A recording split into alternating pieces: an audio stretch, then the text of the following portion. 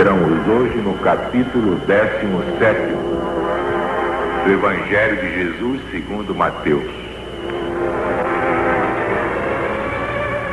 6 dias depois, Jesus tomou consigo Pedro e seus irmãos Tiago e João e os levou sozinhos a um alto monte. Foi transfigurado diante deles. Seu rosto resplandeceu como o sol. Suas vestes se tornaram brancas como a luz. Eis que lhe apareceram Moisés e Elias e falavam com ele. Então Pedro disse ao Senhor Jesus: ó Senhor, é tão bom estarmos aqui. Se queres, eu mando fazer 3 tabernáculos, um para ti, outro para Moisés e outro para Elias. Falava ele ainda quando uma nuvem luminosa os envolveu, e saía da nuvem uma voz que dizia: este é o meu filho dileto, em quem me agrado, escutai-o. Os discípulos, ouvindo-a, caíram de bruços e ficaram com muito medo. Até que Jesus se aproximou e os tocou, dizendo: levantai-vos e não tenhais medo.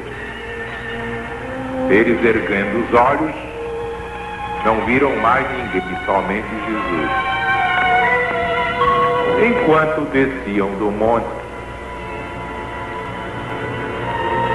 Jesus lhes ordenou: não conteis este fato a ninguém, até que o Filho de Deus ressuscite de entre os mortos. Os discípulos perguntaram: Senhor Jesus, por que dizem os escribas ou doutores da lei de Moisés que Elias tem que vir primeiro? Jesus respondeu: na verdade, Elias tem de vir para restaurar todas as coisas. Eu vos declaro, porém, que Elias já veio, não o conheceram e ainda lhe fizeram tudo quanto bem fizeram. Assim também o Cristo de Deus há de padecer nas suas mãos. Então os discípulos entenderam que Jesus tinha falado a respeito de João Batista.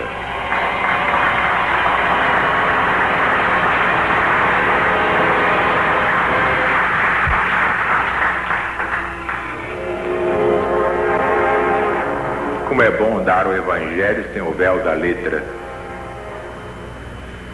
O Evangelho que o povo entende e diz: ah, agora sim, mas não me explicaram isso.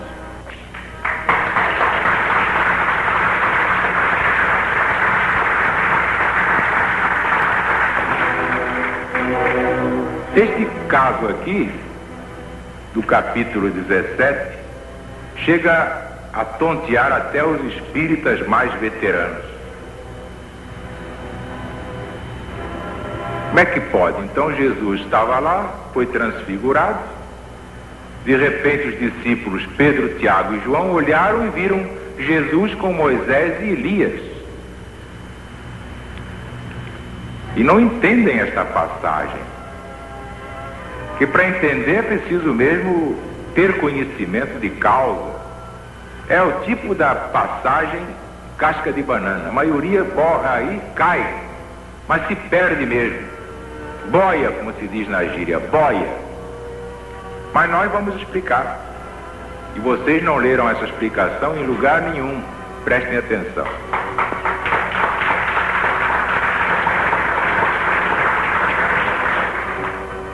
Vocês já viram a passagem de João Batista, degolado porque Salomé dançou muito bem no dia do aniversário de Herodes, quando ele prometeu que daria a ela o que ela pedisse, até metade do reino. Salomé ficou toda feliz, foi correndo para a mãe disse, não precisa tanto. Vamos pedir somente a cabeça de João Batista num prato. Tanta coisa para escolher, e ela foi escolher a cabeça de João. Por quê? Porque João reprovava o gesto de Herodes, que vivia com a mulher do seu irmão Filipe. E a mulher era exatamente a mãe de Salomé, era Herodias. Então ela não gostou e resolveu tirar uma forra. Mas também acabou degolada numa outra encarnação. Engraçado, né? Porque quem degola será degolado. Essa é a lei.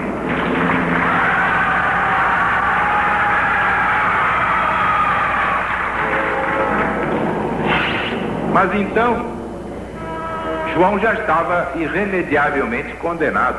Jesus, sabendo disso, sabia também que o espírito, por mais elevado que seja, quando entra nesse caixão de defunto chamado corpo humano,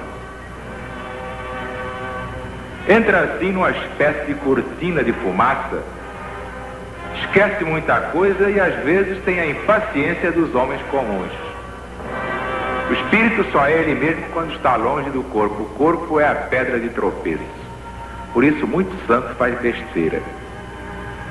Muito santo faz besteira. E isso é comuníssimo. Então, o que aconteceu? João era o maior dos nascidos de ventre de mulher. Mas quando entrava na carcaça, no corpo físico, era um homem com outro qualquer. Estava sujeito a falhar na hora da dor, na hora do golpe. Ora, ele ia ser degolado. Isso podia custar até uma escorregadela de mau jeito. O que fez então Jesus com o poder que tinha? Preparou o espírito de João para a degola. Como? Mostrou a João o que ia acontecer e por que ia acontecer. Porque João tinha sido Elias, Elias tinha sido Moisés, 3 pessoas numa só. Moisés matou 2. Mas seja como for, graças ao seu poder espiritual, implantou o decálogo, a crença num Deus único, portanto, fez do povo hebreu o povo de Deus, o povo monoteico, o povo que só acreditava num Deus só, enquanto os outros acreditavam numa porção deles ao mesmo tempo. Ora, depois que Moisés desencarnou, o povo caiu outra vez nos braços do bezerro de ouro. Começou a adorar bonecos de pau, dizendo que era Deus. Então o que aconteceu? O pessoal caiu no fandango da idolatria, no carnaval da idolatria.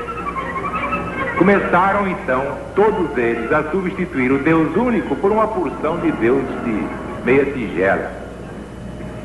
Então Moisés, para manter a unidade espiritual do povo, reencarnou como Elias. Elias foi tremendamente violento contra o Deus Baal e os seus congêneres. Acabou mandando cortar a cabeça de 3.000 sacerdotes de Baal. Quando voltou como João, estava escrito que também teria que ter a sua cabeça cortada. Porque pode ser um santo, mas se errou, vai pagar na mesma moeda.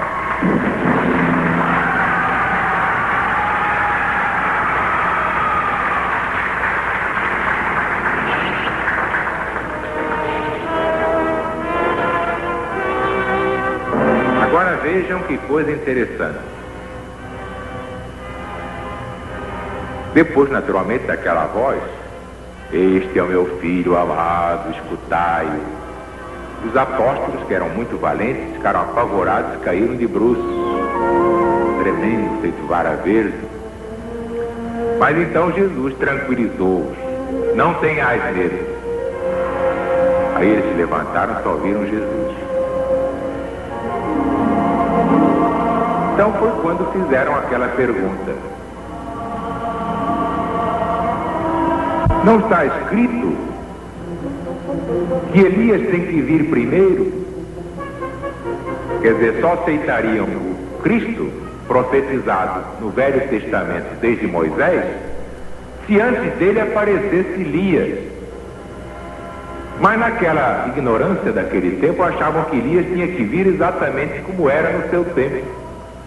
Não, Jesus mostrou que Elias veio no outro corpo, já com o nome de João. João que batizava, por isso ganhou o nome de João Batista. Era o batizador ou o Batista. Então, vejam bem, prestem atenção, por favor, como é que Jesus sanciona a lei da encarnação, da reencarnação, como isto é uma lei universal. Jesus respondeu: na verdade, Elias tem de vir primeiro para restaurar todas as coisas. Isto é, como precursor do Cristo de Deus.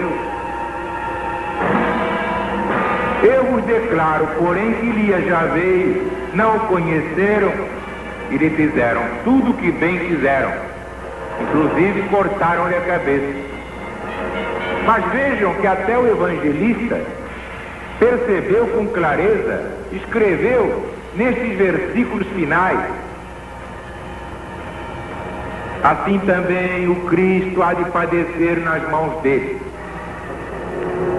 Então os discípulos entenderam que Jesus tinha falado a respeito de João Batista. Mas claro que isso não é possível. Jesus está dizendo aí claramente que João era a reencarnação de Elias, que tinha de vir para restaurar todas as coisas.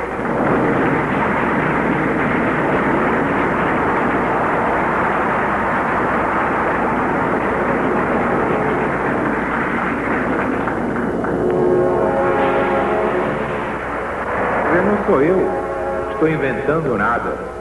Está no Evangelho, para quem tem olhos de ver. Uma vida só não dá para um espírito evoluir. Uma vida só é o selvagem antropófago. Vocês querem ver, eu dou sempre ilustrações para a pessoa compreender bem. Eu quero é falar a linguagem do povo. Senão ninguém entende e não me adianta falar aqui bonito, floreado. Vocês pegam, por exemplo, um selvagem antropófago, dão um banho nele, deixam o cabelo crescer à moda da casa, botam um smoking no homem e o levam para um baile no Itamaraty. Ele continua grosso como é na tribo em que viveu e nasceu, etc. Agora vocês pegam um ministro do Itamaraty, ponham o homem nu na tribo selvagem, façam aquelas tatuagens, ponham um brinco no nariz dele, outro nas orelhas, aquelas coisas que eles usam lá, né? E o que adianta? O ministro continua civilizado, destoando dos demais. Por quê? Porque o selvagem tem ainda 1, 2, 3, 4 encarnações. O ministro já alcançou 20, 25, 30, 40. É só isso. Todos vocês vão ter o gênio de Rui Barbosa. Todos vocês, sem exceção. É que vocês não tiveram ainda a soma das reencarnações de um Rui Barbosa.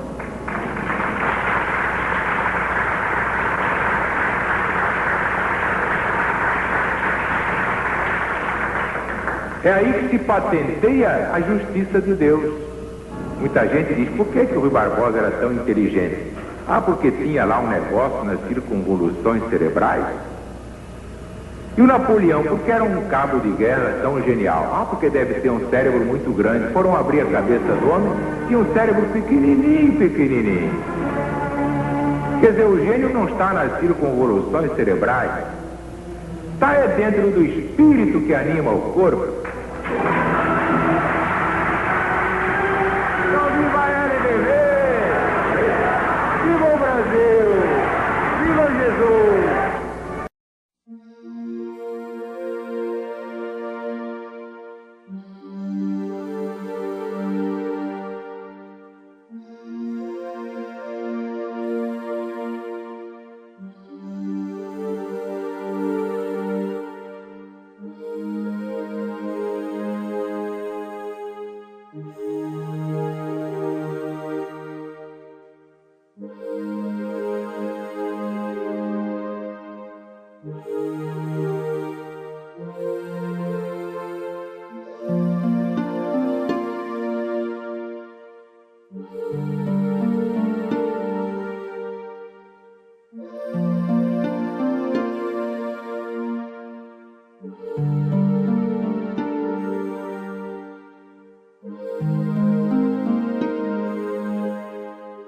Música